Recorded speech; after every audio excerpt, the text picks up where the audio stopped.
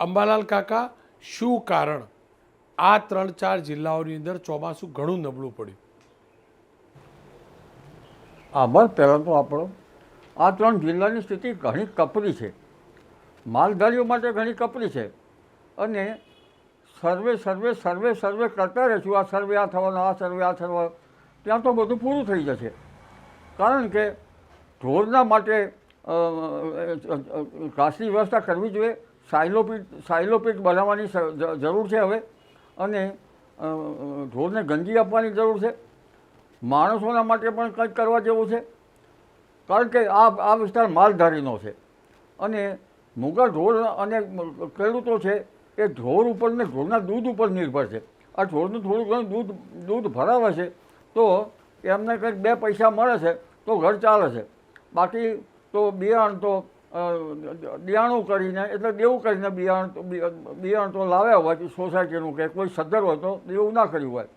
એટલે આવી સ્થિતિમાંથી તો હવે મારે સરકાર વિશે કંઈ બોલાય નહીં, પણ છતાં કહેવું પડે છે કે સર્વેનું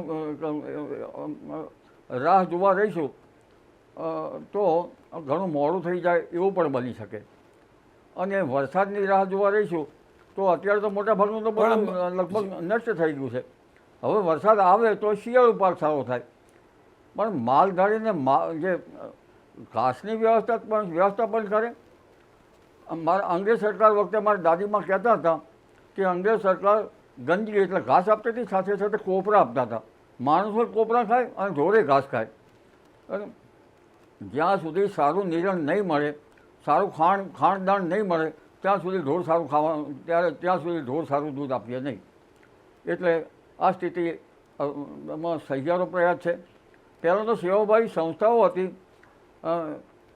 ઘણા મહાજનોમાં પૂરા કે વગેરે લખાવી અને ત્યાં મોકલવામાં આવતા હતા. આ તો મહાજન તો એક બાજુ રહી પણ આખા દ્વારકા, પોરબંદર અને જામનગરની સ્થિતિ વિકટ છે. કચ્છના અડધી સ્થિતિ વિકટ છે. પરંતુ આ સ્થિતિમાં વરસાદ અંગે જોવા જઈએ તો હમણાં ઝાપટા પડવાની શક્યતા રહેશે. તારીખ 23-31માં પણ ત્યાં નજીવા ઝાપટા પડે. કારણ કે આમાં ઉપલા લેવલના જે પવનો છે એ સૂકા પવનો આવી રહ્યા છે. ઈરાન તરફથી સૂકા પવનો આવી રહ્યા છે, અફઘાનિસ્તાન, પાકિસ્તાન સુધીમાં સૂકા પવનો આપ્યા છે.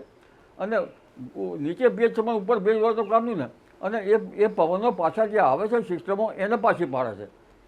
ઉત્તર અરબ સાગર સક્રિય થતું નથી. જ્યાં સુધી ઉત્તર અરબ સાગર સક્રિય ન થાય ત્યાં સુધી વરસાદ આવે નહીં. આ ભાગમાં પહેલાં અરબી સમુદ્ર સક્રિય થવાને કારણે અનરાધાર વરસાદ પડતો હતો. પરંતુ હવે એકદમ સરકાર પણ મુક્તિ એકદમ જાગી હોય એવું જણાય છે. કારણ કે આ વિસ્તારમાં જેનું આંકલન કરવું અઘરું પડી ગયું છે.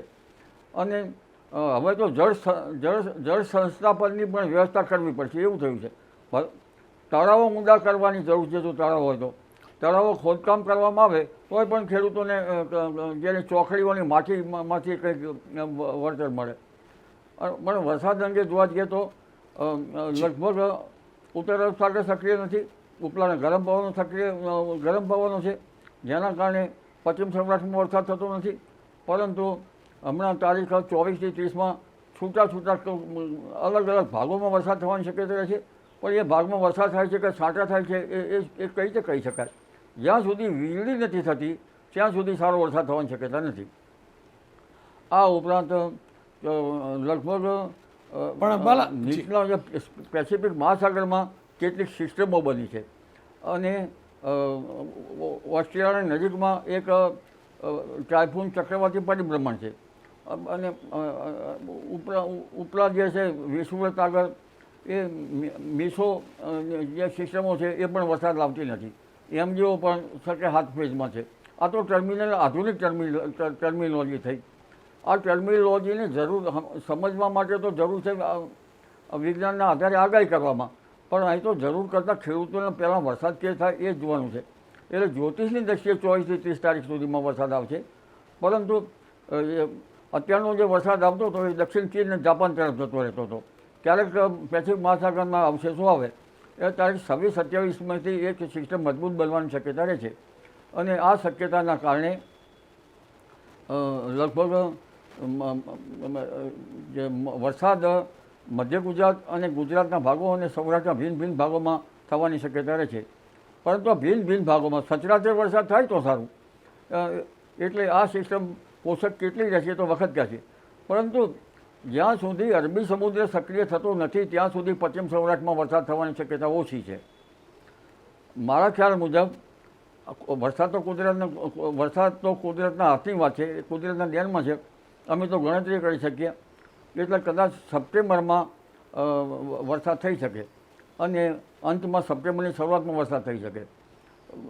પરંતુ ગરમી પડશે 12-13 સપ્ટેમ્બરે અને 23મી સપ્ટેમ્બરે ગરમી પડશે. આ ગરમીના કારણે હવાના હળવા દબાણ ઊભા થવાની શક્યતા છે, જેના કારણે અરબી સમુદ્ર કંઈક અંશે સક્રિય થાય એવું મારું માનવું છે. જોકે આ બાબતો હવામાન નિષ્ણાતો જ કહી શકશે. અને જો આ અરબી સમુદ્ર સક્રિય થાય તો શિયાળુ પાક પણ તત ભાગોમાં સારો લઈ શકાય અને પશ્ચિમ સૌરાષ્ટ્રમાં કંઈક અંશે વરસાદી ઝાપટા કે વરસાદ થવાની શક્યતા રહે છે. તેમજ લગભગ ઓક્ટોબરમાં પણ કંઈક અંશે કંઈક વરસાદ થવાની શક્યતા રહે છે. પરંતુ 5મી ઓક્ટોબર આસપાસ દરિયામાં પવન ફૂંકાશે, 17મી ઓક્ટોબર આસપાસ દરિયામાં પવન ફૂંકાવાની શક્યતા છે. એટલે હવે તો ઈશ્વર હવાના હળવા દબાણ ઊભા થવાથી પણ વરસાદ લાવે તો સારું. અને મારું એવું માનવું છે કે સપ્ટેમ્બરમાં વરસાદ આવવાની શક્યતા રહેશે, કારણ કે 12મી સપ્ટેમ્બર બાદ એક સારી સિસ્ટમો બની રહી છે, ગરમી સાથે સિસ્ટમો બનશે અને વરસાદ આવવાની શક્યતા રહેશે. તે પૂર્વે તો જ્યાં સુધી વીજળી નહીં થાય ત્યાં સુધી સારો વરસાદ આવશે નહીં. ઝરમર વરસાદ કરી વાદળના ગોટા ચડશે અને ખેડૂત ભાઈઓને એમ લાગે છે હમણાં વરસાદ આવી ગયો, પરંતુ સરવાળે ફરી પાછું આકાશમાં ઊંચે ડોકી રાખી અને ડોકને થકવાડીને નીચા મોઢે જોવું પડશે. જી રોનકભાઈ.